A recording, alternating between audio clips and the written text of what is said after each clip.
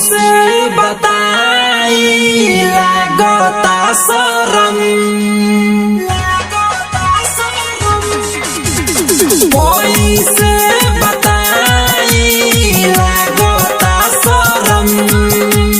चढ़ली जवानी हमर हो जाता गरम।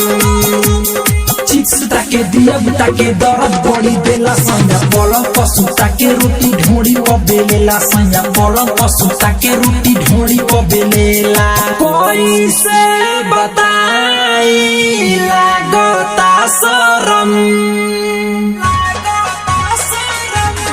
आए हाय कैसे बताई लागता शरम। चढ़ली जवानी हमर हो जाता गरम।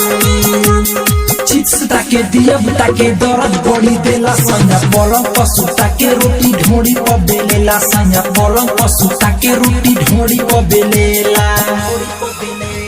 ताना स्टूडियो दिल्ली। संजा पलंग पसुता के रोटी ढोड़ी बेलेला।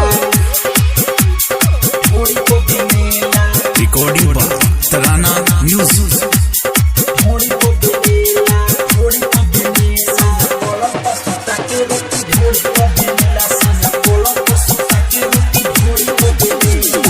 केतना कहीं ऊपर हम लीला डाली के पानी लहंगा को दे लगीला। आए हाय केतना कहीं ऊपर हम लीला डाली के पानी लहंगा को दे लगीला। डरे न कुछ ओकरा से बोली रोटी फूलावता खोली मोर चोली। बात बात में हमके फंसा के राइचिया को देला संजा पलंग पसुता के रोटी ढोड़ी बेलेला संजा पलंग पसुता के रोटी ढोड़ी बेलेला।